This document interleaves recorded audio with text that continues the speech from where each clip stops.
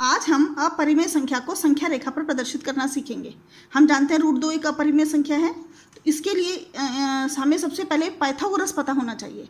Pythagoras प्रमेय क्या होती है कि समकोण बनाने वाली भुजाएं, जैसे एक ये समकोण त्रिभुज है, ये एक समकोण त्रिभुज है, तो समकोण बनाने वाली भुजाएं, यहाँ पर समकोण बन रहा है, तो ये वाली भुजा और ये वाली भुजा, इन दोनों भुजाओं से समकोण बनता है।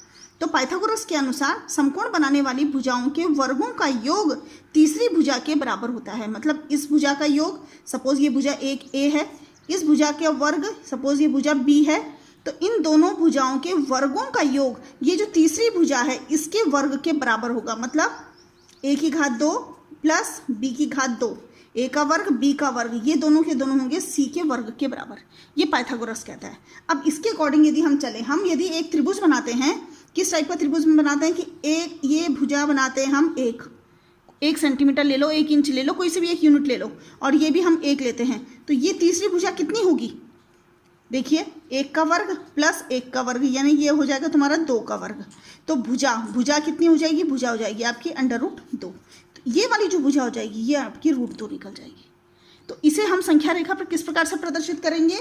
ये मैंने एक संख्या रेखा बनाई है, ये एक संख्या रेखा है, ये 0 है, 1 2 3 4, इधर -1 -2। सबसे पहले हमें क्या करना है, हमें 1 यूनिट लेनी है।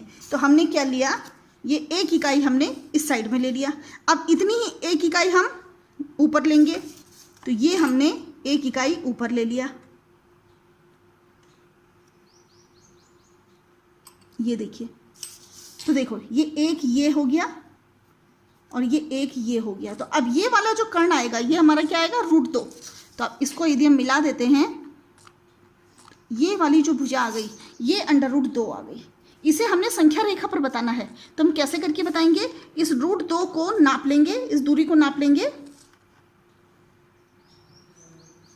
ये वाली जो दूरी है ये √2 है, इसे संख्या रेखा पर प्रदर्शित करना है।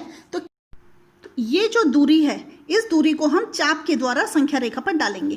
तो यहाँ पर इस स्थान पर, यहाँ पर हमारा √2 होगा। अब हम देखेंगे √3 को संख्या रेखा पर किस प्रकार से प्रदर्शित किया जाता है। √3 हमने अभी √2 को देखा, तो हमारे पास ऐसे, हमारे पास एक जो संख्या रेखा पर √2 का स्थान हमें पता है। तो सपोज करते हैं ये वाली जो भुजा है ये √2 है, इधर हम 1 इकाई ले लेंगे। तो ये वाली भुजा जो होगी कर्ण, ये कितना हो जाएगा? तो जरा पहले कर्ण को निकाल लेते हैं। हमें अभी देखा था कि कर्ण का वर्ग बराबर होता है √2 का वर्ग प्लस 1 का वर्ग। √2 का वर्ग 2 हो जाएगा और 1 का वर्ग 1 होता है। तो 2 और 1 कितने हो जाएंगे? 3। यानी कि कर्ण का वर्ग जो हो गया वो आपका कितना आ गया? 3। तो कर्ण बराबर कितना हो गया बेटा? √3। तो √3 आ गया, मतलब ये वाली जो भुजा आ गई ये √3 आ गई। अब इसी √3 को हमने संख्या रेखा पर प्रदर्शित करना है। कैसे करके करेंगे? अभी हमने थोड़ी देर पहले देखा था, ये हमने संख्या रेखा डाली,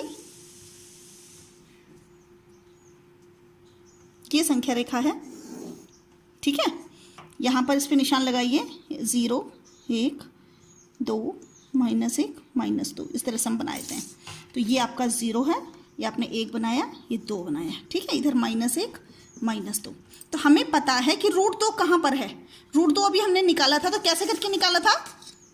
ये 1 इकाई हो गई, 1 इकाई हमने इधर ऊपर ले ली थी, नाप करके लेंगे। ये हमने इस तरह से 1 इकाई हमने ये ऊपर ले ली थी, ठीक है ना। तो ये 1 ये हो गया और 1 ये हो गया। तो ये वाली जो भुजा हो गई ये कितनी हो गई थी? √2। ये भी हम पहले कर चुके हैं, ये √2 आ गया, ठीक है। अब हम क्या बोल रहे हैं कि अब हम इसको इस तरह से लेंगे, ये हमारा आधार हो गया √2 और यहाँ पर 90 डिग्री का कोण बनाते हुए हमने 1 इकाई लेनी है। तो यहाँ पर हमने 90 डिग्री का कोण बनाना है। या तो आप लोग चांदे से सीधे बना लो 90 डिग्री का कोण, या फिर प्रकार की सहायता से इस तरह से बनाया जा सकता है। एक दिन मैंने आपको बताया था कैसे करके बनाते हैं। ये चाप लेंगे और इस चाप को आपने ऐसा करके काटा, यहाँ से 60 डिग्री का काटेंगे, फिर यहाँ से ये 120 का हो जाएगा। तो इन दोनों के बीच में आएगा 90। तो एक चाप इधर काटा, एक चाप इधर काटा, और ये जो मिला इस समय ये आपका 90 डिग्री का हो गया। तो अब हम क्या करेंगे, इस पर हमने 1 इकाई लेनी है। तो नाप लीजिए, हमने इंच से लिया था, तो ये आपकी एक इकाई यहाँ पर हो गई। अब यदि आप इसे मिला देंगे तो ये जो मान हो गया, देखिए बेटा ये √3 हो गया। कैसे?